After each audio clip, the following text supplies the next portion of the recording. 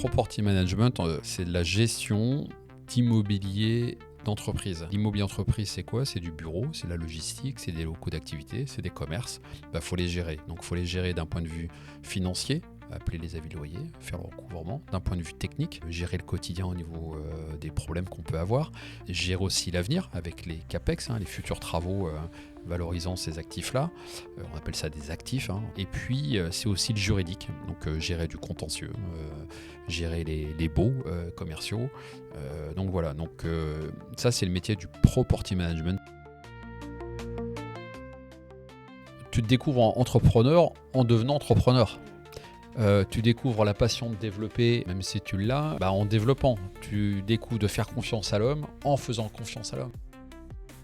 On est parti avec un copain en novembre 98 avec un sac à dos de 20 kilos, sans logement, sans travail, et on ne voulait pas d'aide des parents. Et on a passé les 2 premières nuits avec des clochards. Bonjour à tous et bienvenue dans notre podcast Fondation. Je suis Maxime Claval, le fondateur d'Enercool. On développe des peintures thermiques et écologiques qui améliorent le confort d'été et d'hiver.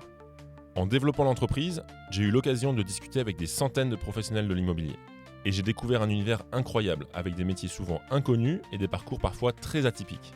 C'est pour ça qu'avec l'équipe d'Enercool, on a décidé de créer ce podcast. Des acteurs engagés autour de l'immobilier nous expliquent leur parcours, leur vision, leurs victoires, leurs échecs et surtout les leçons qui en découlent. J'espère que vous aurez autant de plaisir à écouter ces échanges que j'en ai eu à m'entretenir avec eux. Ce podcast est sponsorisé par Ici Lundi, les bureaux les plus cool de Nantes. Ils ont même un studio de podcast au top. Rien à dire de plus tellement c'est dingue. Allez voir sur icilundi.fr pour découvrir leur offre. Merci et bonne écoute. C'est parti. Salut Karl. Salut Maxime. Ça va ? Ça va nickel. Merci de venir ici dans notre podcast. Avec plaisir. D'avoir répondu positivement à notre invitation. On va parler de plein de choses. On va parler de ta vie personnelle, ta vie pro, aussi tes débuts, parce que tu n'as pas monté ta boîte tout de suite. Non. Avant de parler de tout ça, je voudrais déjà que tu te présentes. Est-ce que tu peux te présenter en quelques mots ? Qui es-tu, Karl ? Donc Karl Brichtot, j'ai 50 ans déjà depuis 2 jours. Je travaille dans l'immobilier depuis 25 ans. Je suis angevin d'origine et j'habite Angers, à côté.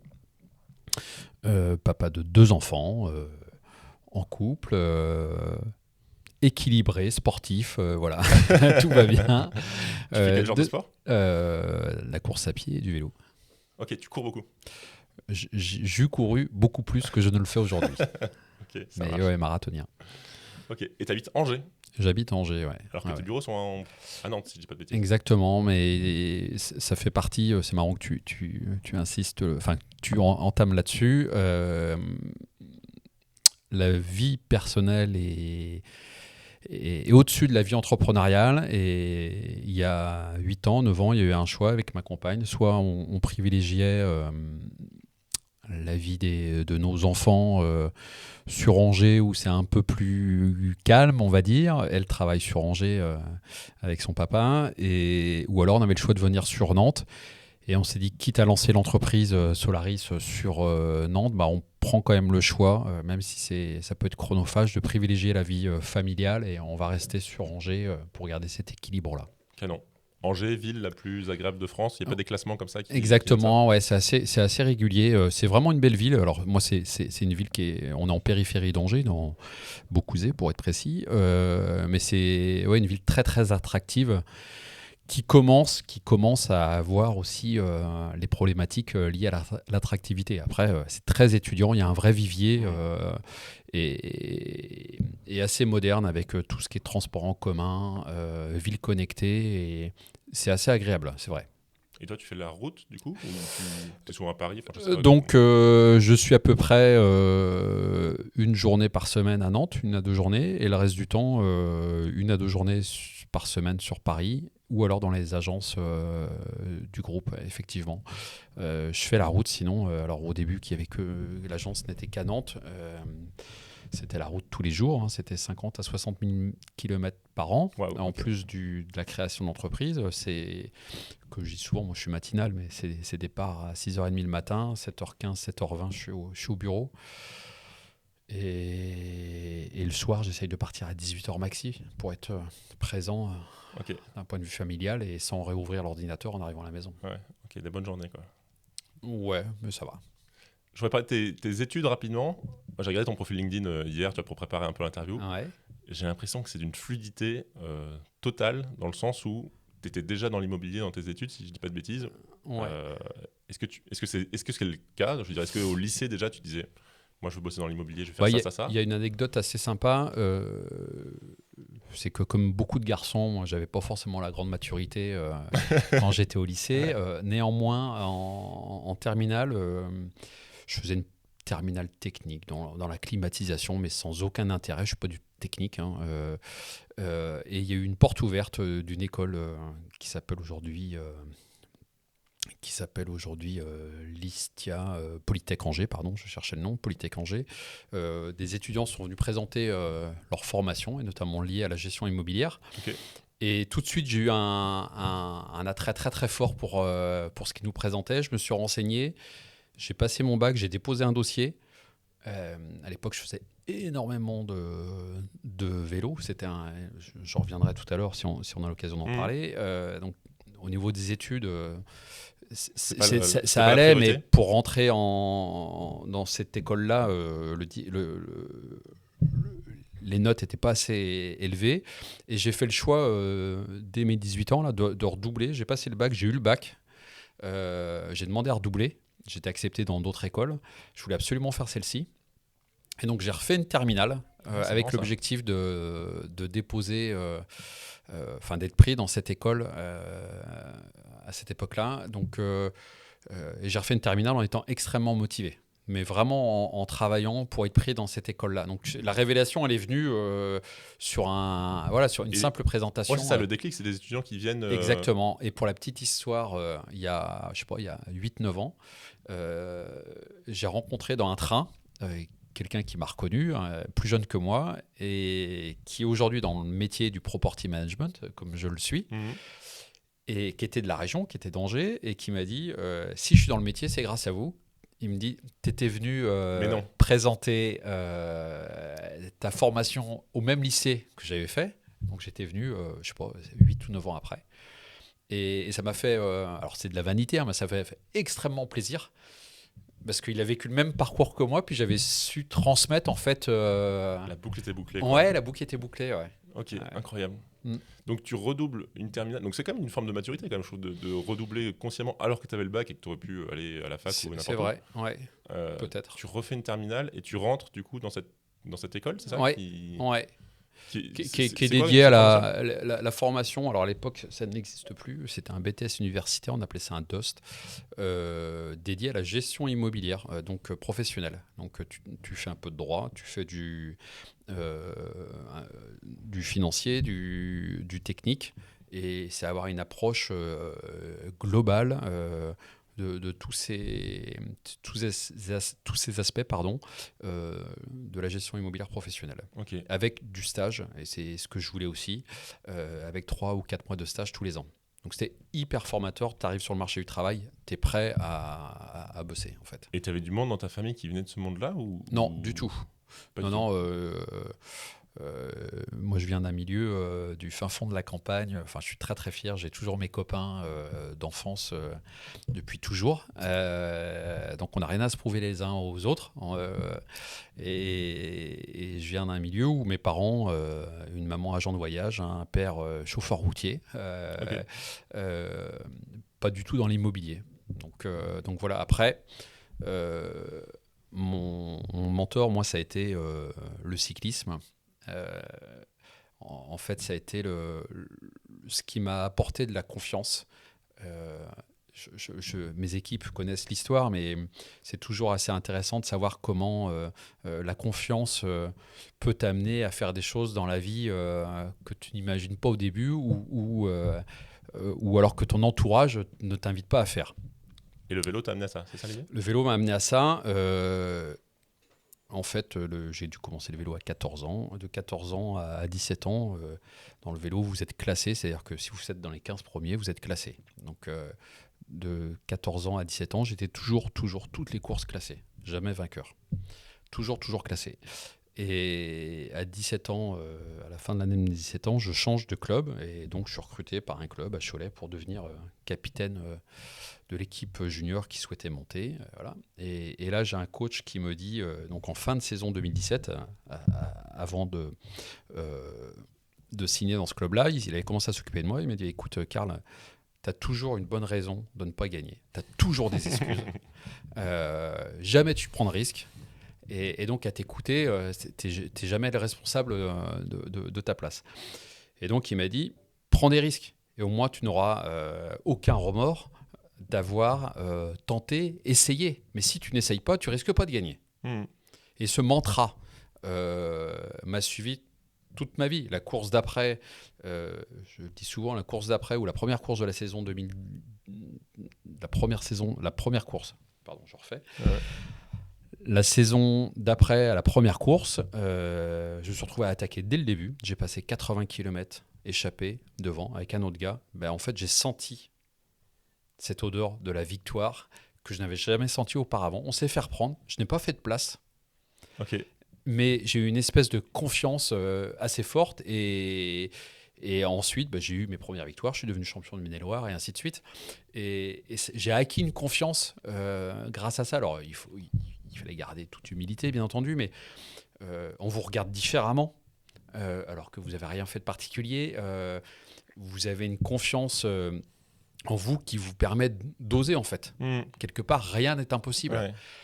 Et c'est ce qui m'a suivi. Et la petite histoire, c'est que lorsque je commence, j'y reviendrai, mais lorsque je commence à travailler, j'ai commencé ma carrière à Nantes. Le patron de l'entreprise nantaise qui m'a embauché, une boîte d'une 50aine de salariés, m'a dit « Je ne vous embauche pas pour votre CV. Je vous embauche pour votre CV sportif. » Donc j'étais coureur au niveau national, enfin bref. Et donc, à mon avis, vous êtes quelqu'un qui a du tempérament, une personnalité. Ma directrice générale ne voulait pas de vous. Votre futur responsable de service ne voulait pas de vous. Mais moi, je vous embauche sur votre CV et à vous de me prouver que je ne me suis pas trompé. Magnifique. Ouais, donc Et c'est super, ça, cette approche anglo-saxonne, un peu de faire confiance à l'homme, à la personnalité, plus qu'au diplôme. ouais. Et je crois profondément à cela. C'est marrant ce sujet parce que alors moi, je ne l'ai pas eu, mais par rapport à Enercool, les deux commerciaux, donc mon associé François et puis Louis, c'est des mecs qui courent beaucoup. Ils font pas de vélo, mais ils courent énormément. François, là, il revient d'un trail en Italie. Il vient de faire 75 bornes. Il a fini 60e. Il y avait Kylian Jornet sur la course. Enfin, oui. Tu vois le genre de gars. Très beau niveau, ouais. Et en fait, en termes de commerce, tu le retrouves la même chose de l'agnac, tu vois, de dire pas après pas.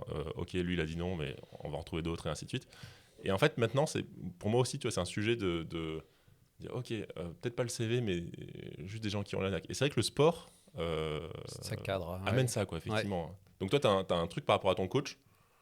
Une phrase, c'est resté un ami, hein, mais cette phrase-là, si tu tentes pas, voilà. Et puis s'il y a un échec, c'est pas grave. C'est pas grave, on recommencera, on refera. C'est pas grave en fait. Et je fais ces années-là, je finis mes études. Et pour la petite histoire aussi, je pars avec un de mes meilleurs copains. On part à Londres. Je me dis, avant de commencer à travailler et de me lancer dans la vie active, autant essayer de partir.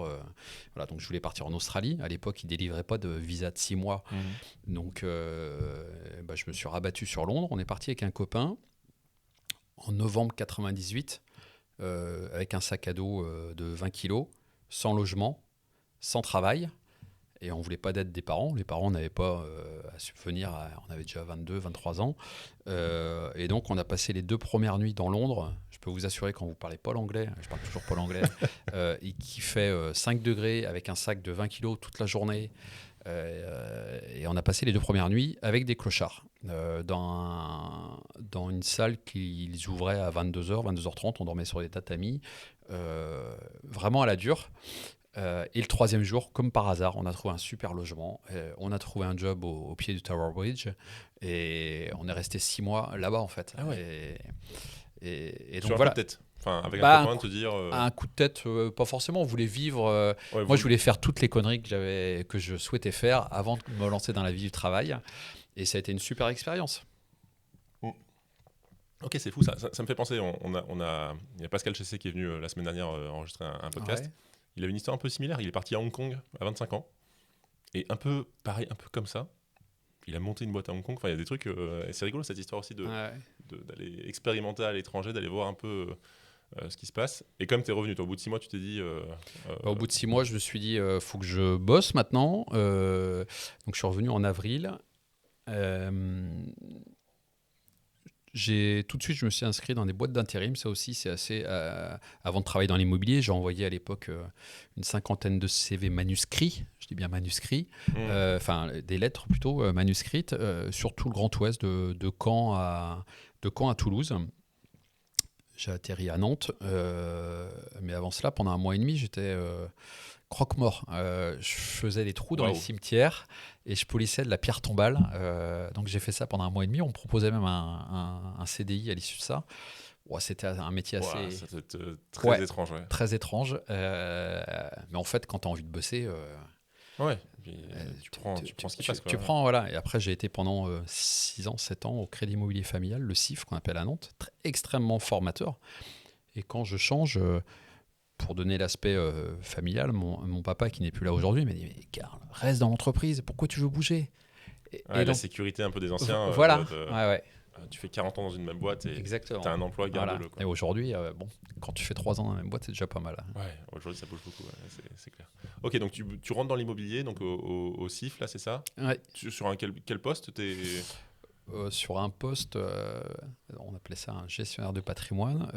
Donc c'était le 17 mai 99. Ah, tu t'en rappelles je m'en rappelle, j'aime bien les dates. Je me revois garé sur ma voiture, sur le parking devant le CIF, avec mon jean, mon blouson de cuir. Et ça y est, là, je me lance dans la vie active. Je revois tout à fait je vais franchir cette porte-là. Et là, je vais rentrer dans la vie active. Je le savais. Et ça fait une certaine pression. Ouais. Voilà, tu dois te donner pour cette future entreprise, ce futur métier. Et j'avais un poste de gestionnaire de patrimoine, c'est-à-dire c'est là où c'était extrêmement vertueux, formateur de la part de Guy Moreau, qui était le patron à l'époque. C'est-à-dire qu'il te confiait il te confiait une zone géographique et là-dessus, tu assurais aussi bien la gestion de logements sociaux, la gestion de logements pour le compte d'investisseurs. Tu étais aussi syndic de copropriété, tu pilotais des opérations de réhabilitation lourdes ou des opérations de construction neuve. Ah oui. Donc, à 25 ans, tu connais pas grand-chose ou quasiment rien. Et là, tu n'as pas le choix d'apprendre, de te débrouiller, d'écouter et de suivre les recommandations qu'on te fait, en fait. Ouais, et puis tu es formé directement. Tu es assez rapidement formé, même si on n'est jamais toujours complètement formé par la force des choses, mais extrêmement formateur. Ça marche. Il y a plusieurs métiers dans ce que tu as dit, la gestion. C'est quoi le métier au quotidien? Enfin, c'est quoi? C'est gérer que des problèmes ou non, tu as aussi des... Dans la gestion immobilière, non, quand le téléphone il sonne, c'est qu'il y a un problème. Ouais, c'est ça. Hein. Donc aujourd'hui, mes collègues, mes collaborateurs, c'est, je sais pas, c'est à mon avis, entre 60 et 100 mails par jour, plus les appels téléphoniques. Par personne? Ouais. Ok. Ouais, c'est un métier chronophage, mais qui est comme ça chez Solaris, qui est comme ça chez nos confrères. C'est le métier qui veut ça. Ok. Donc toi, tu as 25 ans, tu rentres là-dedans et il y a les mails à l'époque? Non, il n'y avait pas les mails. Ça arrivait en 2001. Donc c'est des coups de fil, quoi. Donc, c'est les coups de fil. Ça arrive au 1er janvier 2001. On a eu le droit à accéder gratuitement sur Internet depuis notre poste de travail. Ok. Donc, c'est marrant, tu es ultra précis sur les dates. Tu te souviens des choses, le 1er janvier 2001. C'était révolutionnaire quand même. Ça marche. Donc tu fais ta formation au CIF et ensuite enfin ta formation, tes premières années de carrière. Après tu passes dans d'autres boîtes. Et après je passe rapidement dans une entreprise pour faire du syndic de copropriété. Mais je reste que 6 mois. Je savais que c'était temporaire. Je savais que c'est pas ce que je voulais faire. Mais je me cherchais. Et en fait, tu n'es pas entrepreneur. Tu le deviens, mais je ne savais pas ce que je souhaitais faire. Donc, j'ai signé dans cette entreprise-là. Et puis, assez rapidement, c'est-à-dire au bout de 2 mois ou 3 mois, j'ai un copain, un ancien collègue du CIF qui m'appelle, qui me dit « Ah, il y a une personne qui souhaite monter une boîte de property management. tu devrais te rapprocher de lui. Il m'a sollicité. Je te donne ses contacts, appelle-le. Et puis, c'est comme ça que je me suis retrouvé à travailler dans le property management. Une personne, un Nantais, qui venait de créer une entreprise, une toute petite boîte. Lui, il avait une autre activité à côté de broker. Et donc, il cherchait quelqu'un pour développer une boîte de property management. La boîte faisait 78 000 euros de chiffre d'affaires. Donc, tout petit truc. Toi, tu arrives, tu as 30 ans. Il faut développer, tu as zéro réseau. Et notre métier, c'est du réseau, c'est gagner la confiance sur le long terme. Donc tout ne se fait pas comme ça. Tu ne vends pas un produit en fait. Ouais. Est-ce que tu peux nous expliquer ce que c'est du property management? Donc les gens savent pas forcément. Ouais, le property management, c'est de la gestion d'immobilier d'entreprise. Donc l'immobilier d'entreprise, c'est quoi? C'est du bureau, c'est de la logistique, c'est des locaux d'activité, c'est des commerces. Faut les gérer. Donc il faut les gérer d'un point de vue financier, appeler les avis loyers, faire le recouvrement, d'un point de vue technique, gérer le quotidien au niveau des problèmes qu'on peut avoir, gérer aussi l'avenir avec les CAPEX, les futurs travaux valorisant ces actifs-là. On appelle ça des actifs. Et puis, c'est aussi le juridique, donc gérer du contentieux, gérer les baux commerciaux. Donc voilà, ça c'est le métier du property management. C'est assez anglicisé, on a plein de mots anglais dans nos professions, parce que c'est un métier anglo-saxon qui est à maturité, qui a une quarantaine d'années de présence sur le territoire français. Nos clients sont dans ce métier-là. On a affaire à des investisseurs essentiellement, donc des SCPI, des OPCI, des foncières, tout ce que vous proposent les banques, là, souvent en pierre-papier, comme on dit. Donc ces gens-là lèvent des fonds. Avec ces fonds levés,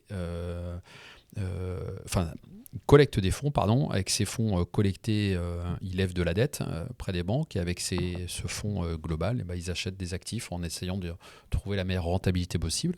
Et nous, derrière, sans que ça soit sans dénigrer ma profession, mais nous, derrière, on fait la petite main. On gère le quotidien, on est le relais de l'investisseur sur place. Ouais, faut bien avoir en tête qu'effectivement, il y a l'entreprise qui est propriétaire du bâtiment en question, et puis il y a toute la gestion qui est en fait faite par d'autres entreprises. Exactement. Et c'est là où, voilà. où entre en jeu. Et nous, on rend des comptes, entre guillemets, de façon quotidienne, mensuelle, trimestrielle, à ces investisseurs-là, qui, pour la plupart, sont quasiment tous sur Paris. C'est que des structures parisiennes, essentiellement. Okay. Et il y a un autre pendant du métier, j'y reviendrai tout à l'heure, mais l'autre pendant du métier, c'est aussi se substituer aux directions immobilières des grandes entreprises françaises. Oula, alors là, il faut que tu nous expliques. Tu as une entreprise X qui gère son patrimoine, qui occupe, j'en sais rien moi, 100 bâtiments partout en France comme locataires. Ils ont forcément des collaborateurs dédiés pour gérer leur patrimoine, même en qualité de locataire. En fait, il y a toujours des sujets, tu vois.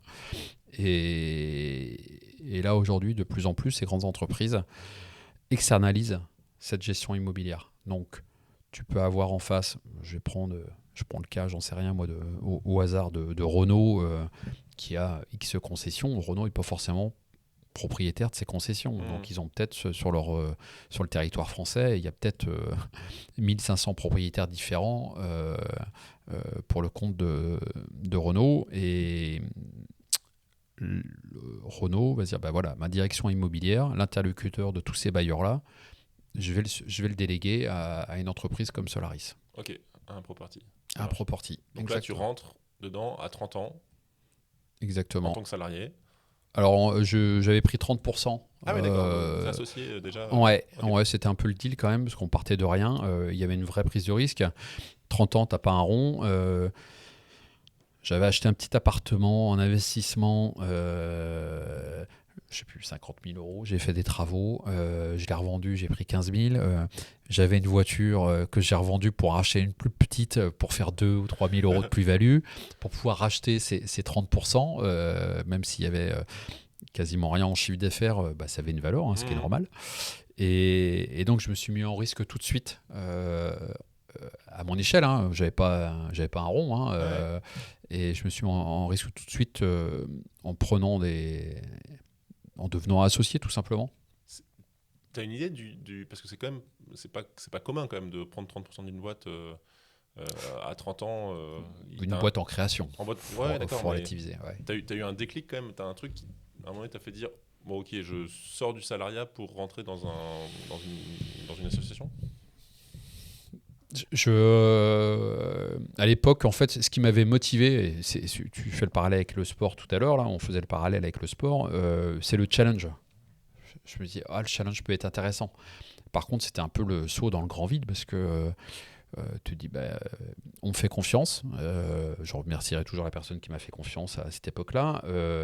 On fait confiance et par contre, j'ai pas de réseau, quoi. Donc, tu as envie que ça marche. Et donc, c'est ce challenge qui m'a incité à signer. Puis ça changeait. Puis j'ai toujours besoin d'apprendre, besoin de voir de nouvelles choses. Donc, et tu disais en plus, tu t'ennuyais un peu dans le syndic dans lequel tu bossais. Moi, j'avais fait le tour de la question. Au bout d'un moment, tu as envie d'évoluer. Voilà, ça faisait 6 ans, je crois, que j'étais dans le métier, ou 7 ans. J'avais vraiment envie d'évoluer. Et la gestion me plaisait. Ok. Donc tu rentres là-dedans, il y a tout à faire. Tu as une espèce de champ des possibles de dire. Exactement. Tu commences par quoi? Tu te rappelles un peu de. Je me rappelle d'aller dans un réseau nantais qui s'appelle le SINA. Elle me dit, faut y aller, faut être présent, faut te présenter. Tu arrives dans ces réunions-là, tu as 30 ans. Aujourd'hui, ça a peut-être un peu changé, mais tu n'as pas une crédibilité. Voilà. Tu te retrouves face à des gars qui ont 50 ans. Tu n'es pas connu. Tu as une entreprise qui fait quasiment rien comme chiffre d'affaires. Faut gagner la confiance. Faut y aller par parcimonie. Faut avoir beaucoup, beaucoup d'humilité. Et puis, ça a mis 3 ans, 4 ans avant de décoller. Mais c'est un travail de longue haleine. Puis une fois que ça décolle, après, on te recommande. Tu gardes tes contrats initiaux. Nous, on travaille sur un métier où il y a beaucoup de récurrence. Okay. 80% du chiffre d'affaires, c'est la récurrence, 90%. Ok, donc une fois que c'est signé, si tu fais bien ton boulot... Si tu fais bien ton boulot, ouais, voilà. Ouais, ok. Et les 3 premières années, là, tu dis, ça met 3 ans pour décoller. Il y a 3 ans qui sont durs ou il y a quand même un peu de chiffre d'affaires qui sont durs. Alors, je suis associé, mais je suis salarié. Donc, j'ai une protection. La sécurité, j'ai la sécurité. Néanmoins, très impliqué. En fait, tu as le nez, de façon concrète, comme plein de dirigeants, tu as le nez sur les comptes bancaires tous les jours. Tu as le nez sur ton business plan tous les jours. Et tu as le nez sur ton tableau de développement tous les jours. Ouais. Donc, voilà. Tu regardes ça. Exactement. Et qu'est-ce qui fait que ça décolle? À un moment, tu as quelque chose qui te dit ah ok, là ça y est, il s'est passé quelque chose. À l'époque, en fait, c'était donc je parle de ça, c'était en 2006, donc il y a 20 ans. Comme je te l'ai dit, le marché du property management est maintenant un métier mature. Mais il y a 20 ans, sur Nantes, il y avait une entreprise qui était unique à faire ce métier-là. Donc on arrivait, nous, il y a une autre boîte qui a fait la même chose un an avant. On arrivait sur le marché et du coup, il y avait une offre concurrente voilà, ouais, face à une entreprise qui avait les monopoles auparavant. Donc c'était là déjà tout simplement quelque chose de différenciant. La deuxième chose qui était différenciante, c'était que c'était une PME indépendante, là où en face c'était un grand groupe. Donc tu sais qui est derrière, tu sais qui est le dirigeant, quels sont les collaborateurs. Donc c'était quelque chose qui avait une vraie valeur, mais des axes différenciants qui, somme toute, sont on ne peut plus basiques. Ouais, t'es plus rapide, c'est plus fluide. Ouais, voilà. Tu as les associés en direct avec qui tu discutes. Exactement. Ok, très chouette. Ça du coup, la boîte s'appelait comment? À l'époque, elle s'appelle comment? Je sais pas elle s'appelait Adexia. Ok, ça marche. Ça a été racheté, renommé depuis, et donc j'y suis resté 10 ans. Ok, ouais, d'accord. Bonne partie de ta carrière. Donc tu fais 10 ans. 10 ans où je découvre 2006-2016, où je découvre le métier du property management. Je découvre aussi les arcanes de la gestion d'une entreprise, avec tous les fondamentaux à respecter. Et puis, fin 2015, les relations d'associés, c'est pas toujours simple. Fin 2015, je me dis, faut que je prenne une décision. J'ai plusieurs copains, j'ai 3 copains qui me disent, mais monte ta boîte. Parce que j'avais le réseau, j'avais développé plus de 92% de l'entreprise tout seul. Parce que ton associé n'était pas opérationnel Il avait une autre entreprise à côté. Et puis mon job, moi, c'était de développer. Je ne faisais que mon boulot, développer et gérer. Mais lui était vraiment focus sur une autre activité. Et donc j'ai 2-3 copains qui me disent mais monte ton entreprise. Donc ça, ils me disent ça à l'été 2015. Bon, voilà, se lancer un peu tout seul à cette grande ville. En parallèle, il ne faut pas y voir de fierté ou de vanité, mais ça m'a vraiment permis de franchir le pas. J'ai eu entre novembre 2015 et juin 2016 9 propositions d'association. Donc, tu avais ton réseau et tu sais du bon. Ouais, 9 propositions d'association, parce que ça avait commencé à savoir que je souhaitais partir, faire autre chose. Donc, des promoteurs qui souhaitaient développer une activité de property management, des cabinets de gestion en habitation qui souhaitaient développer une partie de property management, des boîtes de property management qui cherchaient à s'implanter sur Nantes. Et en fait, je me suis dit, dans le pire des cas, si ça ne marche pas, j'aurais bien quelqu'un, une de ces entreprises-là, qui me fera confiance. Voilà, donc ça m'a... Ces différentes sollicitations m'ont permis de passer le cap, en fait, ça m'a rassuré. Néanmoins, quand tu te lances à créer une boîte, donc je prends la décision en 2015, fin 2015, j'annonce que je pars début février 2016, je quitte l'entreprise fin mai 2016 pour une création d'entreprise au 1er janvier 2017. Et donc tu l'anticipes, tu la prépares. Et je n'ai fait que préparer pour être ready le 1er janvier 2017 à la création d'entreprise. Et quand tu lances une boîte, en fait, il y a tous les fondamentaux, les capitaux, la trésorerie, ton business plan.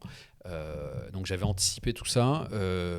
Donc moi j'avais aussi un peu dans la prise de risque, j'avais acheté une vieille bicoque sur Nantes, Chantenay, une maison que j'ai réhabilitée pendant 1 an et demi. Toi-même, tu fais les travaux? Non, j'en ai fait une partie de démolition, ça c'est facile. Ça, c'est facile, c'est la bonne partie. Voilà. Et donc les travaux se sont terminés en mars 2016. Elle a été mise en vente en mars 2016. Je l'ai vendue en juin 2016.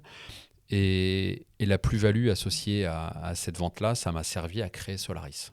Ah ouais, tu avais anticipé ce sujet exprès pour ça. C'était vraiment... En fait, quand courant 2015, je me dis je vais monter mon entreprise. Bon, comment je vais avoir les fonds? Il y avait les parts de la société dont j'étais associé, mais je savais que ça allait être compliqué. Donc, j'avais fait fi de cela. Et je me suis dit, la seule solution, c'est de réhabiliter une maison, de faire des gros travaux. Je ne sais pas si c'est commun. Je sais pas, mais ça m'a permis, avec tous les deniers personnels que j'avais à côté, qui étaient peu nombreux, ça m'a permis d'avoir de la trésor de côté.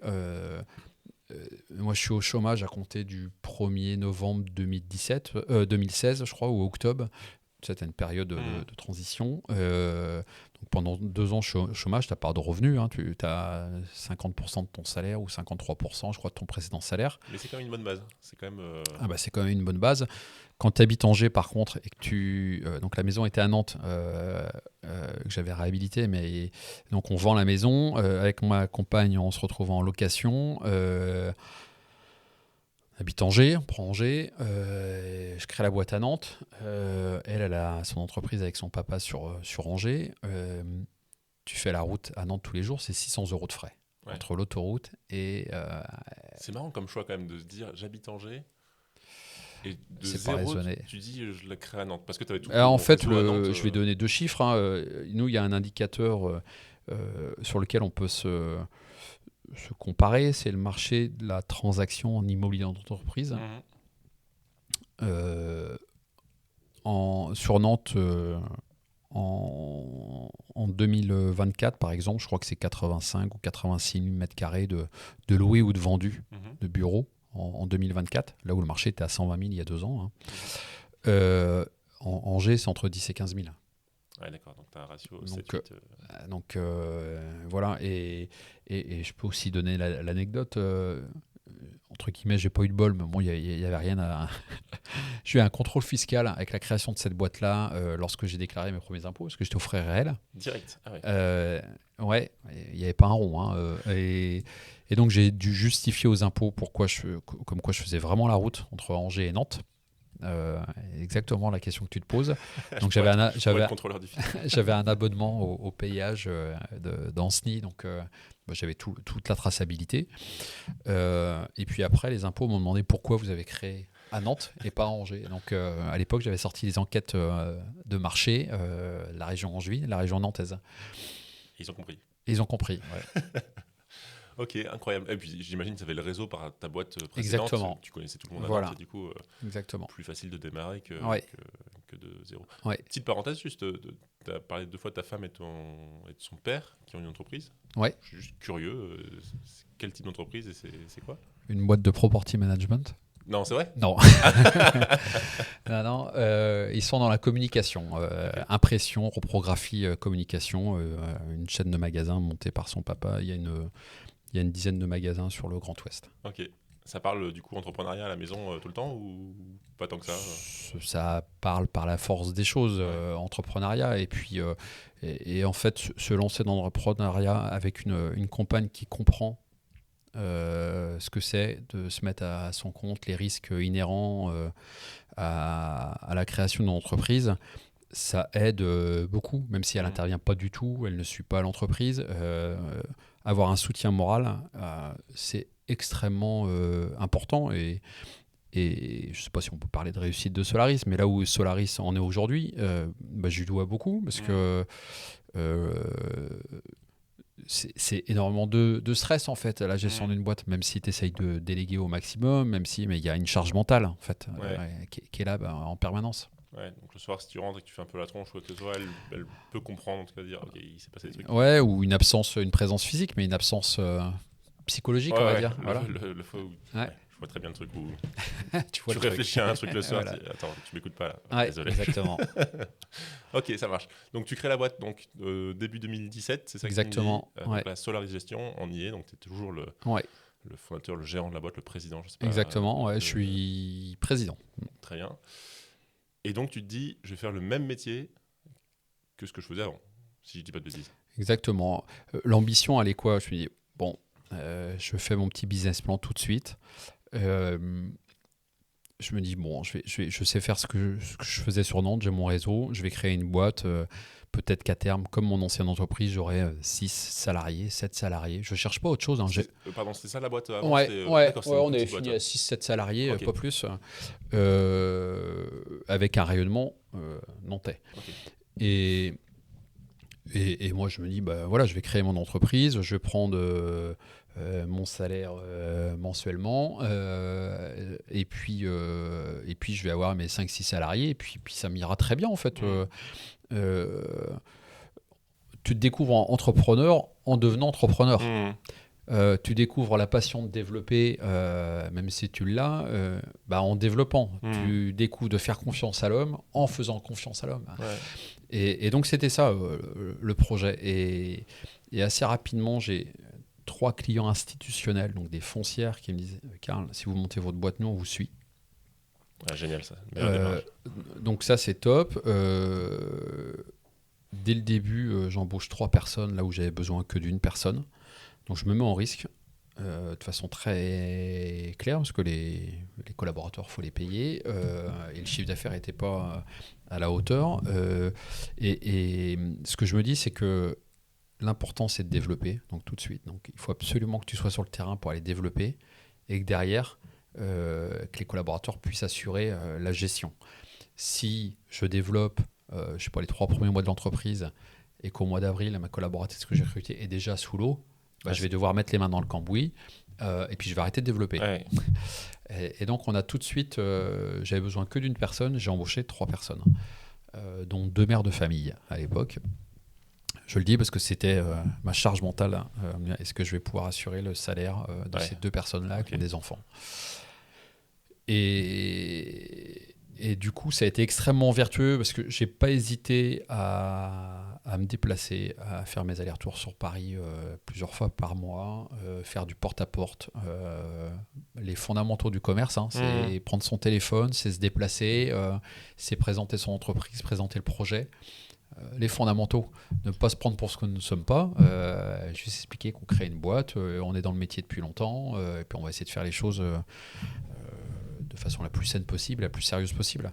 Et ça, en fait,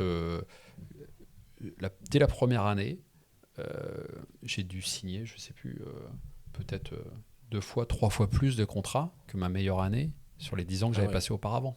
Tu sais l'expliquer ? Est-ce que c'est, comment dire, juste ta qualité à toi professionnelle de bien présenter, de bien parler, ou tu avais des éléments différenciants dans ton approche ? Il y a des choses qui faisaient que tes clients te disaient ah ouais, là j'ai envie de bosser, ou tu étais moins cher, enfin il y avait c'était quoi le... C'était pas forcément une question de prix, même si à l'époque les frais de structure ils sont quasiment nuls, donc voilà. Il y avait le réseau déjà, on connaissait, c'est un métier intuitif personnalisé, donc tu fais beaucoup confiance à l'homme plus qu'à la structure, donc là il n'y a pas beaucoup de mérite. 2017, moi, mon argument commercial, ça peut paraître désuet, et pourtant il n'y a que 8 ans, c'était d'être tout de suite full digitalisé. Donc, en créant la boîte, en récupérant des dossiers, je voulais vraiment pas de papier, avoir une organisation, un organigramme informatique le plus limpide et le plus clair possible. Et ce qui a été aussi, tout à l'heure j'ai parlé de mantra, mais ce qui a été un autre mantra de l'entreprise, du mode de fonctionnement de Solaris, c'est que nos clients sont investisseurs et ils doivent être en capacité à vendre leurs actifs du jour au lendemain quasiment. S'ils décident de vendre parce qu'ils ont besoin de faire une plus-value, de besoin de distribuer des résultats à leurs associés, ça doit être fait rapidement. Et donc, pour que ça soit fait rapidement, tu passes chez le notaire, on appelle ça la data room, tu dois pouvoir déposer les dossiers juridiques, financiers, techniques, les baux de façon rapide. Pour ça, il faut que ça soit organisé en amont, tu vois. Et c'est là-dessus, dès le début, on s'est organisé comme ça, en fait. Ok. Et c'est tout bête, mais à l'époque, il y avait quand même beaucoup encore de papier. C'est pas vieux, 2017, mais c'est avant le Covid. Et donc, ça a été un petit élément différenciant, en tous les cas, en 2017. Ok, vraiment de se dire, tu as besoin des documents, on t'envoie un mail, t'as tout. Ouais, c'est un argument commercial basique. Mais ouais, non, mais des fois, c'est aussi simple que ça. Ça a fonctionné. Ok. En tous les cas, voilà. Ça marche. Les personnes que tu recrutes, tu dis elles font de la gestion, j'ai juste du mal à comprendre. Elles sont en direct dans les bâtiments pour gérer les bâtiments, ou non, après tu sous-traites à des équipes vraiment dans le bâtiment. Nous, on va piloter, on va harmoniser en fait la gestion. Je viens de voir où tu as un problème. Notre client nous dit Maxime ne paye pas son loyer. C'est pas le cas. Nous, le gestionnaire de patrimoine ou le property manager, concrètement, va se rapprocher, va te faire une courrier de relance, va t'appeler, et puis tu ne donnes pas suite. Il va se rapprocher d'un avocat et l'avocat va faire le job. Tu as un problème d'électricité dans tes locaux, ou je sais pas, où l'ascenseur ne fonctionne pas. Tu vas appeler notre entreprise et nous, on va appeler l'ascensoriste. Tu vois, c'est vraiment le lien entre l'investisseur et les boîtes qui font le métier direct. Voilà. Et du coup, un property manager, il peut gérer, je sais pas, il a un peu des grands chiffres, de dire, ok, il a une capacité de gérer, je sais pas, X bâtiments, X Exactement, clients. Il peut gérer, ça dépend des contrats qu'on a, parce que les contrats peuvent être, ils sont tous différents. Il peut gérer entre 30 et 50 bâtiments. Et tu peux imaginer c'est là où il faut l'agilité intellectuelle en fait sur ce métier-là. Il peut gérer 3-4 sujets par bâtiment. Donc il peut avoir en permanence 150 sujets au quotidien à balayer. C'est-à-dire que tu peux avoir, je sais pas, sur un dossier, il y a une expertise et on attend des devis pour envoyer à l'expert. Donc ça, il faut le relancer. Sur un autre dossier, tu as le contentieux, il faut voir où on en est avec l'avocat. Sur l'autre dossier, tu attends des devis de CAPEX, de remise en état d'un bâtiment. Donc c'est cette agilité-là qu'il faut avoir en fait. Il faut avoir un esprit très cartésien, très carré, très organisé. Il n'y a rien de compliqué, il faut être organisé. Ok. Et toi aussi, de ton côté, quand tu recrutes, donc tu sais que tu recrutes des personnes comment dire, qui vont avoir cette capacité de gérer 30-50 bâtiments. Au début, j'en sais rien, tu en as peut-être 10 à gérer.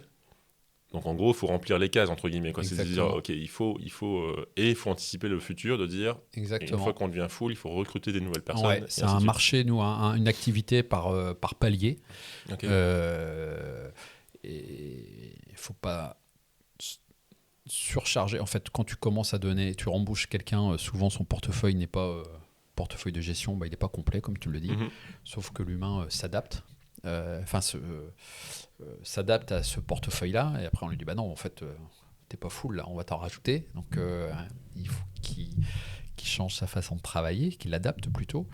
Et puis après, tu arrives à un palier, bah là, on ne peut plus rien donner, sinon tu vas dégoûter ton collaborateur. Ouais. Le service auprès du client ne va pas être à la hauteur de ce qui est prévu contractuellement. Donc c'est toujours dans un métier d'anticipation. La variable, nous, on livre que de la prestation intellectuelle. Hein. Donc il faut être en capacité à mettre le curseur au bon endroit pour bien délivrer ce qu'attend le client. Ouais. Et vu que tu avais déjà un sujet un peu digital dès 2017, là maintenant en 2025, on parle d'intelligence artificielle sur la chose, tu as des outils un peu qui permettent de rentrer Alors, là-dedans ouais, pour optimiser tout ça ou... déjà, juste avant ça, c'est que un truc important aussi sur l'entreprise, c'est que j'ai toujours piloté l'entreprise avec des business plans et avec un suivi même hebdomadaire au début. Alors moi maintenant c'est mensuel, hebdomadaire de l'activité de l'entreprise. Donc dès le 1er mars, je savais à quel chiffre on allait atterrir au 31 décembre. Au 1er avril, enfin voilà. À chaque fois, j'ai essayé d'affiner au plus juste. Dès le début, mais vraiment dès le début, enfin au bout de 2 mois, 3 mois, je me suis dit, bon, c'est l'important, même si j'ai mis tous mes deniers personnels dans la création de cette entreprise-là, euh, je vais me donner les moyens de développer l'entreprise et au lieu de se servir, il vaut mieux investir. Donc en fait, dès le début, je me suis dit, qu'est-ce que tu vises ? Bon, tu vas viser que l'équilibre financier et tout là où il y a le gras, on va l'investir soit dans des outils, soit dans des hommes. Et ça, on l'a fait pendant très longtemps, pendant 8 ans. Là, on a passé un cap début 2025. Fin 2024, début 2025, on a passé un vrai cap. Et donc, quand tu as cette vision de te dire, je ne me sers pas, même si tu te mets en risque, hein, je suis caution perso sur la maison, surtout, il y a toute la famille, tu as cette épée de Damoclès, quand le marché va moins bien, tu n'as pas besoin de prendre 2 cafés le soir pour ne pas dormir. Hein. Et donc, il y a toujours eu cette vision de dire on va toujours investir, toujours investir. La vision, elle était assez claire. Et donc, on investit dans des compétences humaines. Plus le groupe se développe, plus on peut se permettre de recruter des gens avec de meilleures, de plus belles compétences. Et puis, après, il y a eu tout ce qui est innovation. Alors, innover dans la gestion immobilière. Ça allait être ma question, Mathieu. C'est quoi innover dans la gestion immobilière ? Donc, la première chose, c'était la digitalisation. On a passé un peu le pas qu'ont fait les notaires il y a 10 ans, un peu après. Ça a été aussi, je le dis souvent, le 17 mars 2020, 14h, on est tous confinés. C'était le mardi 17 mars. Nous, l'entreprise a 3 ans. À l'époque, on avait investi dès 2019 dans Teams, dans SharePoint, c'est dans le cloud. On avait tous les collaborateurs, on les avait équipés d'ordinateurs portables, même des sédentaires. Et ce choix-là, moi je l'ai fait dès fin 2018, début 2019. Et je me souviens qu'une collaboratrice de Bordeaux m'avait dit non mais pourquoi tu fais ça ? Ça nous coûte de l'argent. Vous voyez pas le prisme de l'investissement. On n'a pas besoin de ces outils-là pour le moment. On peut se contenter aussi de tours, enfin d'ordinateurs à l'ancienne. Sauf que le 17 mars 2020, on fait ce choix-là. On dépose aussi dès janvier 2020 à l'inspection du travail une charte de télétravail. On met en place le télétravail en janvier 2020. 15 jours par mois, je crois. Parce qu'on a des postes de sédentaires. Hein. Et 17 mars 2020, 14h, on a déjà Teams, on a déjà SharePoint, Ouais, oui, c'est prêt, quoi. on a déjà la charte de télétravail. Moi, à 14h, tout le monde est opérationnel. Et en termes de business, t'as pas le business qui s'écroule un peu à cause t'as le business qui s'écroule parce que vu que j'anticipe toujours, de 2019 à 2020, on est passé de 16 à 30 collaborateurs. En mars, j'avais déjà embauché sur les 14 ou 15 collaborateurs, j'en avais déjà embauché 7 ou 8. Okay. Et là, tous les programmes qui devaient être livrés, on avait beaucoup d'opérations neuves qui devaient être livrées, qu'on devait récupérer en gestion. Toutes les livraisons ont été décalées. Donc, nous, on commence à toucher de l'argent quand l'immeuble et on commence à le gérer. S'il n'est pas livré, on ne touche pas d'argent. Ouais, okay. Et donc, là, il y a eu un gros stress. Puis, au final, on a bien terminé l'année, mais il a fallu être agile. Mais c'est du stress, pas de 24 heures, hein, c'est du stress de plusieurs semaines, plusieurs mois. Donc voilà, ça c'est l'innovation, cette première innovation. La deuxième innovation, c'est qu'on a un métier, comme je le disais tout à l'heure en préambule, on doit faire du reporting auprès de nos clients. Et nos clients investisseurs utilisent des outils digitaux qui nous mettent à disposition. On va travailler ensemble, par contre, vous allez utiliser nos outils digitaux. Nous, on a nos propres outils digitaux, mais on a aussi donc ceux de nos clients. Et aujourd'hui, nos équipes elles travaillent avec entre 20 et 25 applications différentes pour le compte de nos clients. Et quand tu dois faire un reporting mensuel ou trimestriel, donc tu dois remonter de la data sur les consommations énergétiques, remonter de la data financière, remonter de la data réglementaire. Il faut se loguer sur tout ça. Et donc, la réalisation de ces rapports de gestion sont extrêmement chronophages. Et pourtant, c'est ce qu'on doit délivrer au client et c'est le point que tu fais avec le client. Et il se base là-dessus pour juger si tu fais du bon boulot ou pas. Entre autres, ouais. Et c'est extrêmement important parce que c'est là que tu délivres du conseil, c'est là que tu montres que tu maîtrises ton portefeuille et tu assures la pérennité du bien, en fait. Et ça, en fait, je me suis dit, faut qu'on trouve une solution pour concaténer toutes ces infos de façon automatique. Et donc, on s'est rapproché d'une boîte à Besançon qui nous a développé un outil avec des bus informatiques qui vient chercher la donnée et de façon automatique. Donc, on a un peu galéré parce que ça fait 3 ans qu'on y est, mais ça y est, ça fonctionne réellement. Et aujourd'hui, on a 70 à 80% de ces rapports de gestion qui sont automatisés.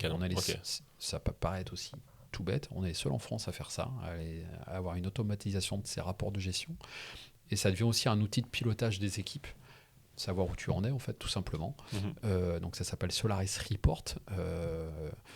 Donc là, le prestataire avec qui on fait ça, derrière, il n'aura plus qu'à aller voir nos confrères. C'est ce que j'allais dire, c'est presque un outil que tu pourrais vendre. Exactement, ouais, mais ça n'a pas été un sujet. Moi, j'étais focus sur Solaris. Je ne voulais pas aller me diversifier. Et donc, cet outil va nous faire gagner plus de 200 jours hommes, en tous les cas, si je prends à périmètre constant sur l'année 2024.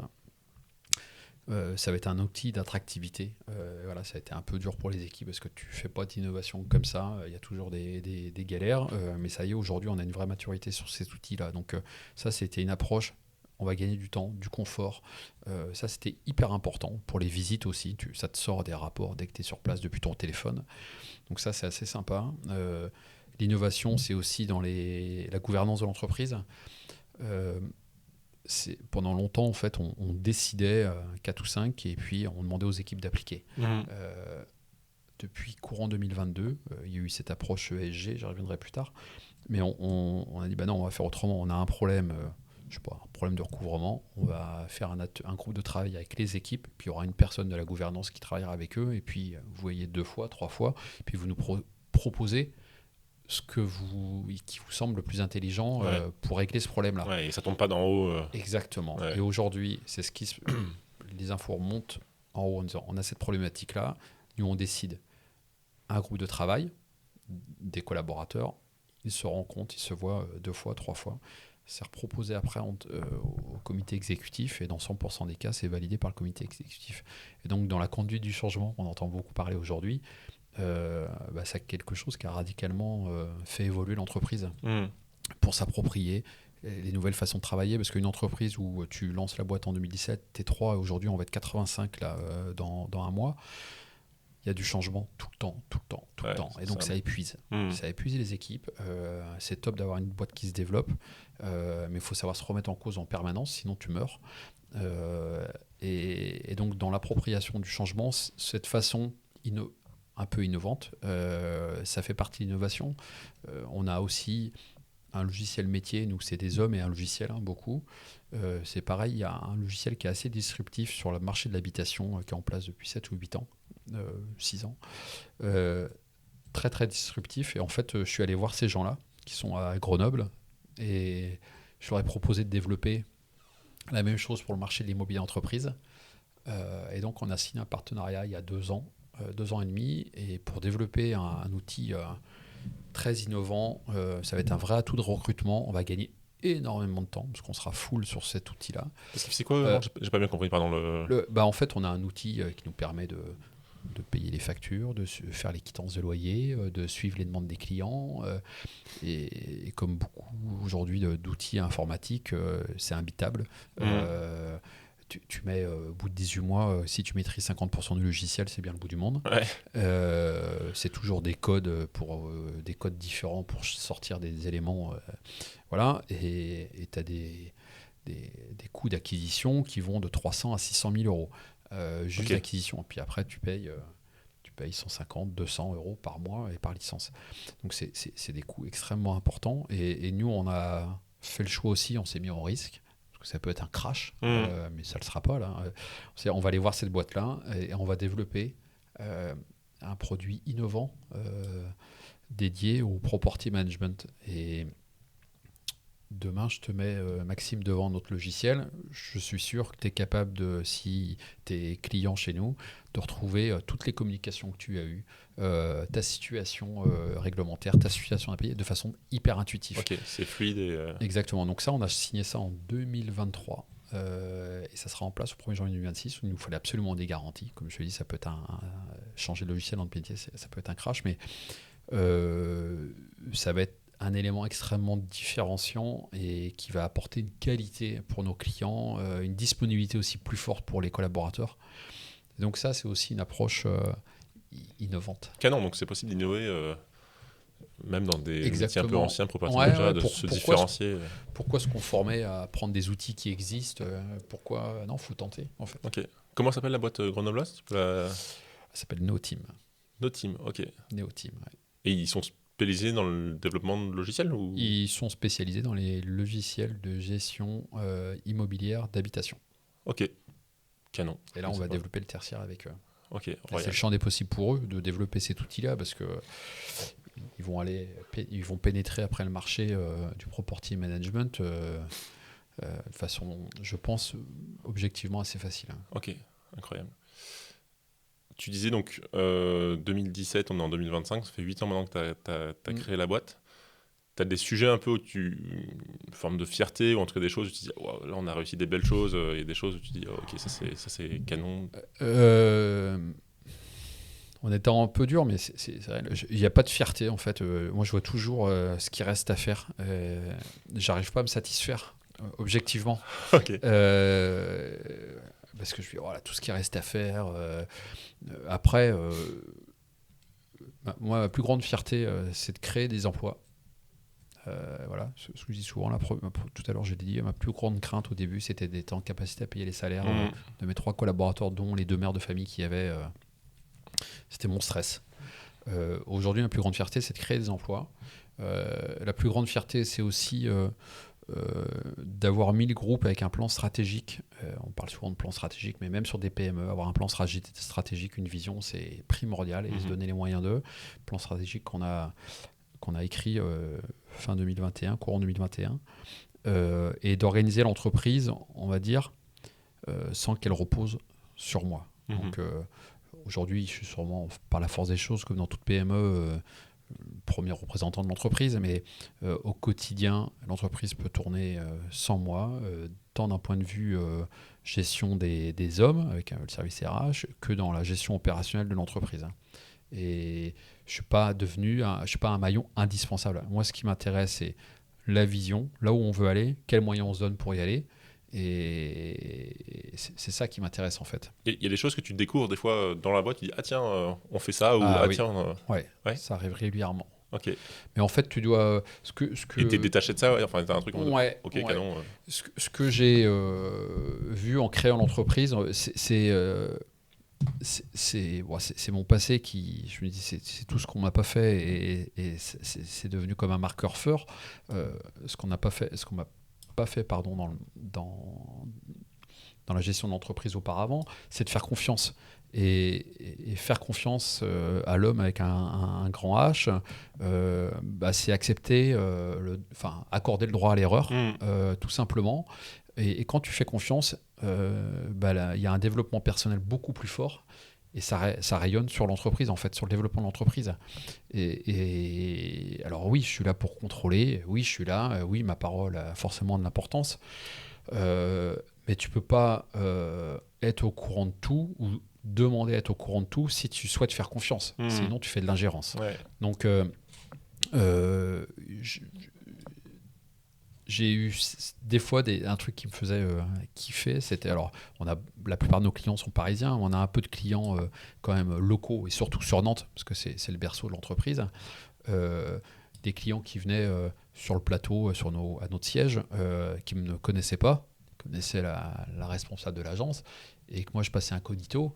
Et ça m'allait très bien. Et ça, c'était une espèce de kiff, parce que je me dis, voilà, le client est venu, moi je ne suis pas intervenu. Ça roule. Ça roule. Et voilà, donc non, la plus grande fierté, c'est ça, c'est d'embaucher, de créer, et puis de faire confiance, en fait, de voir que l'entreprise, tu fais confiance à l'homme, il va apporter énormément. Il se passe des choses. Exactement. Ouais. Après, il faut savoir récompenser à la hauteur de l'investissement des collaborateurs. Puis peut-être parfois aussi dire, ok, bon, bonne initiative, mais c'était pas forcément le cap où on souhaitait aller, ainsi de suite. Mais, okay. Ouais, et puis après, je l'ai appris à mes dépens. Des fois, faire confiance, tu fais trop confiance, t'as pas mis les bons indicateurs au bon endroit, et puis ça te porte préjudice. Mais on apprend à faire du vélo en faisant du vélo, on apprend à marcher en marchant, tu apprends à gérer une boîte en la gérant. Voilà. Ok, canon. Tu parlais de vision tout à l'heure, c'est quoi un peu la vision, les prochaines étapes Les prochaines étapes, donc il y a eu un premier plan stratégique qui était Ambition 2025. Là, on est sur l'écriture d'Ambition 2030 qui sera finalisée d'ici cet été. C'est de structurer notre approche ESG, qui est déjà très prégnante. Donc, ESG, environnementale, sociétale, gouvernance. Donc on a des actions très très fortes. On a un comité décarbonation. On fait les bilans carbone, nous, déjà depuis 4 ans, ou 5 ans même. L'entreprise avait 3 ans d'existence. Canon, ok. On va aller chercher de la certification, donc structurer cette approche-là. On va encore revoir la gouvernance pour aussi optimiser ce mode de fonctionnement-là. Donc c'est aller encore plus loin dans l'approche ESG, où on a été déjà très loin. Là, on se rapproche d'une entreprise, je vais faire sa publicité, de Openland, qui va nous accompagner dans la structuration. J'ai oublié le nom du fondateur d'Openland. Walter Bouvet. Ouais. Et ils vont nous accompagner dans la dernière étape, en fait, de la structuration ESG. Ça, c'est la première chose. J'aimerais aussi, à terme, il n'est pas finalisé le plan stratégique, mais valoriser l'entreprise d'un point de vue budget carbone. Je ne parle pas de bilan carbone, de budget carbone. Tu sais, tu as ton budget, puis en fonction de tes consommations carbone, tu valorises ton entreprise. Pas avoir une approche que financière, résultat EBITDA, mais avoir cette approche-là. Et tout ça pour devenir en fait le premier indépendant français du property management, mais avec toujours cette approche humaine. On doit rester une PME, c'est-à-dire qu'avec un circuit de décision extrêmement rapide. Chez nous, si tu as 2 niveaux de management, c'est bien le plus haut. Donc, un client peut rapidement avoir le responsable régional, le directeur régional ou même le directeur général opérationnel. On doit rester agile, une approche vraiment de PME. Ça, c'est indispensable. Grossir pour grossir, ça ne m'intéresse pas. Et puis, toujours, c'est avec cette approche d'innovation. Je pense qu'il ne faut jamais s'interdire, toujours se remettre en question. Donc ça, c'est les grandes lignes d'ambition d'ambition 2030 en fait. Ouais, et les sujets ESG, ils viennent d'où? Ils viennent des clients, ils viennent de toi, ils viennent des équipes? C'est quoi les moteurs là-dessus? Aujourd'hui, ils viennent vraiment des clients. Quand on l'a mis en place, cette politique a été mise en place en 2021, ça venait pas des clients. Donc, mais c'est toujours, on parle de RSE, d'environnement. Après, ce qui est bien, c'est d'avoir des actions concrètes et une approche aujourd'hui moderne dans l'entreprise. Tu dois prendre en compte cela. Aujourd'hui, nous, donc je t'expliquais d'un point de vue environnemental, on a notamment pour tous les clients pour lesquels on gère notamment les contrats électriques, c'est de l'électricité verte produite en France. Ok. Donc ça, vous le proposez à vos clients, dites? Ouais. Parce que c'est pas vous qui changez le contrat. En fait, là où on va gérer la facturation, enfin le paiement de ces fournisseurs-là. Ah oui, vous avez quand même un peu votre... Ouais, exactement. Ouais. Donc ça, c'est une action parmi d'autres. On a un site intranet dédié au développement durable avec toute notre présentation, tout ce qui est réglementaire, pour accompagner les collaborateurs. D'un point de vue sociétal, on a fait il y a eu un parti pris qui a été fait depuis 2023. C'est 1 000 € par an et par collaborateur sur de la formation externe. Okay. Il y a beaucoup de formations internes. 1 000 €, ça parle peut-être pas à tout le monde, mais c'est important comme montant par collaborateur. Tu fais venir un formateur, tu es 5 autour de la table, le formateur va te coûter 1 000 €. Donc ça en fait de la formation. Ouais. C'est aussi la Solaris Academy, donc avec un site intranet aussi avec une synthèse de toutes les formations proposées en externe, toutes les formations proposées en interne. C'est avoir un parcours du collaborateur au sein de Solaris. C'est aussi un site intranet dédié à l'onboarding, l'embarquement dans l'entreprise. Ouais. Aujourd'hui, tu as 70%, ça c'est les chiffres de 2023, tu as 70% des démissions en France qui ont lieu la première année. D'où l'importance de bien les accueillir. Et donc, on a un process extrêmement précis et je me bats pour qu'il soit respecté, même si on dit on est full, il faut du monde tout de suite opérationnel. On ne doit pas négliger cette partie-là parce que le collaborateur a besoin d'être bien accueilli,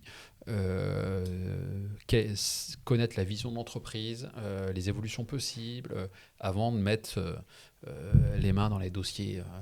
Et donc, il y a tout ça. Puis après, la gouvernance, on va la faire évoluer. Je sais pas, avec un comité exécutif. Aujourd'hui, on réfléchit à mettre un comité de surveillance ou de stratégie. Voilà. Ça marche. Pour terminer, tu dis que tu avais de l'ambition de devenir la première boîte de property manager indépendante. Ouais. Je ne connais pas les concurrents, mais ça paraît en tout cas beau et ambitieux. C'est quoi comment tu fais de la croissance? Je veux dire, il faut ouvrir des agences dans des grandes villes. Comment ça se passe? Ouais, aujourd'hui, on est présent dans les grandes métropoles françaises. Tu l'as bien compris, on ne va pas être présent dans une ville comme Angers, mais on va être présent dans une ville comme Nantes. On est présent dans les grandes métropoles françaises. Le développement aujourd'hui de Solaris, il s'est fait donc par du porte-à-porte et de la recommandation. On n'a pas vraiment mené d'action commerciale. On a commencé à en mener courant 2024 pour la première fois. C'était aussi dans le plan stratégique. Et donc là, on a diversifié notre portefeuille de clientèle. Aujourd'hui, c'est 64% des clients. Ce sont des clients institutionnels, donc SCPI, PCI foncières. Et on a 36% aujourd'hui de la clientèle, ce sont des clients utilisateurs. Bien mal nous en a pris, parce qu'en 2024, il y a eu une vraie crise de l'immobilier des investisseurs, où on a eu, pour ainsi dire, 0%, proche des 0% de développement auprès de ces clients-là. Par contre, on a tout développé côté utilisateur.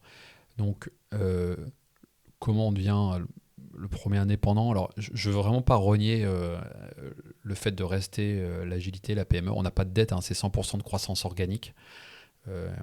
Si on a 300 000 € de dette à l'échelle du groupe, c'est le bout du monde. Comment on devient numéro 1? En fait, déjà, on n'est pas présent à Lyon. Donc là, il va falloir qu'on mette quelqu'un. C'est le deuxième... non, je croyais que c'était un critère, c'était il ne faut pas aller à Lyon. non. C'est le deuxième marché français d'immobilier entreprise. À Lille, on n'a que 2 personnes On ne s'est pas donné les moyens de développer. Donc là, ça y est, on a quelqu'un, on va se donner les moyens de développer. C'est le 3e marché français. Donc tu vois, tu as déjà le marché 2 et 3 où on n'est pas présent. Même si, tu disais, tes clients ils sont principalement parisiens. Mais ils achètent des actifs partout en France.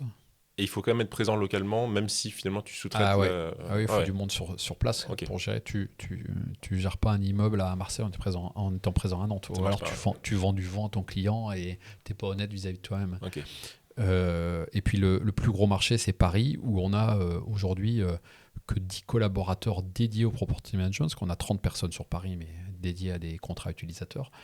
Et là, sur Paris, on doit faire x3 au niveau des collaborateurs d'ici 2 à 3 ans maxi. Okay.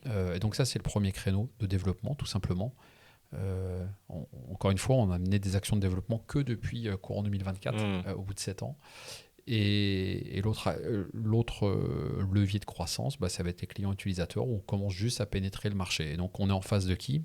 Pour répondre à ta question, en France, le marché du property management, c'est à peu près une petite centaine d'entreprises. C'est entre 3 et 4 000 personnes qui travaillent dans ce domaine d'activité-là. C'est entre 350 et 400 millions d'euros de chiffre d'affaires. On n'est vraiment que sur de la presta intellectuelle, hein. C'est la marge brute. Donc, je dis souvent, on doit être 8e acteur, je pense, aujourd'hui français. Ça apporte pas grand-chose d'être 8e, hein, mais c'est un marché qui est extrêmement représenté par des boîtes anglo-saxonnes, donc des grandes entreprises internationales. Et aujourd'hui, des boîtes indépendantes, c'est dans la centaine d'entreprises qu'il y a un tiers des entreprises qui sont indépendantes. Dans les 10 premières boîtes françaises, il n'y a que 2 boîtes indépendantes. Donc, tu as un effet, comme dans beaucoup de métiers, de rassemblement, de consolidation par rachat, par croissance externe et ainsi de suite. C'est pour ça qu'il y a peu d'indépendants en fait. Ok. Donc toi, tu as envie de continuer le développement, rester indépendant. Ouais, intellectuellement, en fait, j'avais besoin déjà d'avoir une boîte mature d'un point de vue structurel. On y arrive. C'est magnifique. Enfin, on y arrive, 8 ans. C'est-à-dire qu'on peut enfin avoir un peu plus de sérénité, même s'il n'y a jamais rien d'acquis. Et comme je venais de dire, on commence juste à appuyer sur le bouton des développements. Donc on n'est qu'au début de l'histoire. Et vu que j'ai toujours voulu structurer, aujourd'hui on est 85, on doit pouvoir monter à 150 sans trop de problèmes. C'est-à-dire sans révolutionner l'entreprise. On a tous les process, on a l'orga qu'il faut. Et voilà. Et ce que je n'ai pas dit aussi, c'est que moi qui aime bien apprendre, j'ai refait il y a 2 ans, et j'ai fini en novembre seulement dernier, novembre 2024, j'ai refait un executive MBA à Audencia pendant 2 ans et demi sur deux promos pour justement structurer l'approche ESG, structurer les nouvelles méthodes de gouvernance des entreprises. Tu t'es remis en question. Ouais. En fait, tu as toujours besoin d'apprendre. Et c'est pour ça, tout à l'heure, est-ce qu'il y a des grandes satisfactions ? Non, je vois surtout tout ce qui reste à faire. Mais ça fait du bien, en fait, de se remettre en cause par l'apprentissage, en fait. Ouais, c'est beau. C'est top. On va terminer là parce que tu as un rendez-vous qui t'attend, donc le business continue. Et merci beaucoup, Karl, pour l'échange. C'était très chouette. Merci de ta bienveillance, Maxime. Merci. On a appris plein de choses, donc merci beaucoup. Une dernière question. S'il y a quelqu'un à inviter, quelqu'un que tu recommanderais dans le monde de l'immobilier, est-ce que tu as quelqu'un en tête que je pourrais contacter de ta part ? Alors attends, couper.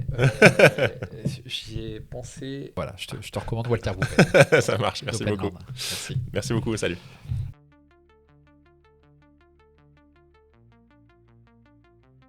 Magnifique, vous êtes arrivé au bout du podcast. J'espère qu'il vous a plu. Et si c'est le cas, n'hésitez pas à en parler autour de vous. Abonnez-vous, mettez un like, ça nous aide beaucoup. Merci et à bientôt.